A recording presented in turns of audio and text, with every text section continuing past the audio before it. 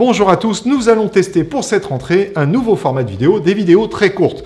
Alors très courtes, on va dire 3, 4, 5 minutes.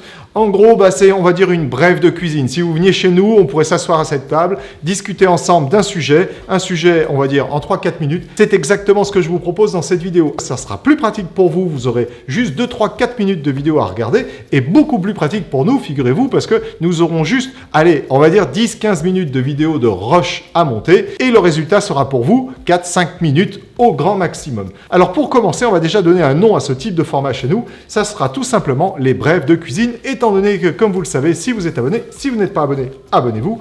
Nous sommes dans la cuisine de Carpe Diem, IT Services et Télécom. Alors pour cette première brève de cuisine, eh bien, je vous ai trouvé une information qui va vous ravir, j'en suis sûr. Microsoft va annoncer au mois de mars, eh bien tout simplement une baisse de ses tarifs au niveau des suites Office 365 et Microsoft 360. Ah non, alors on me signale que je suis dans l'erreur. Ça, c'était il y a 10 ans.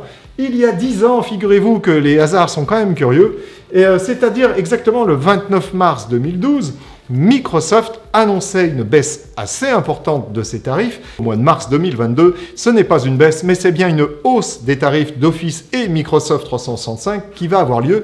Microsoft va en effet appliquer une hausse à peu près de 10% au niveau de ses tarifs. Je vous donnerai quelques exemples d'augmentation de tarifs d'ici quelques secondes. Mais pour l'instant, je vais plutôt m'attarder sur la date qui a été retenue par Microsoft pour augmenter ses tarifs, c'est-à-dire en mars 2022. En mars 2022, Microsoft va donc augmenter ses tarifs à peu près de 10%.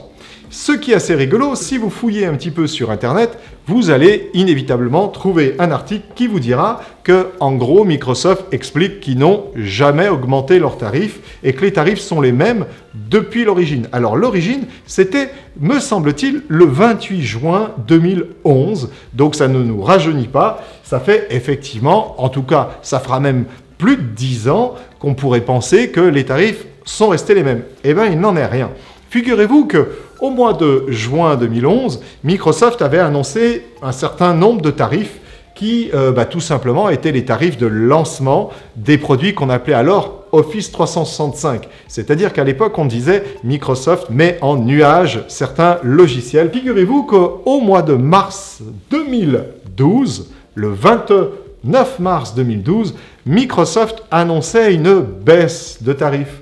C'est la raison pour laquelle j'ai commencé comme ça cette vidéo. C'était à l'époque justement pour pouvoir répondre à la concurrence qui offrait soit de la gratuité sur certains produits, soit des prix beaucoup moins élevés que Microsoft. Donc Microsoft avait en fait commencé avec un prix.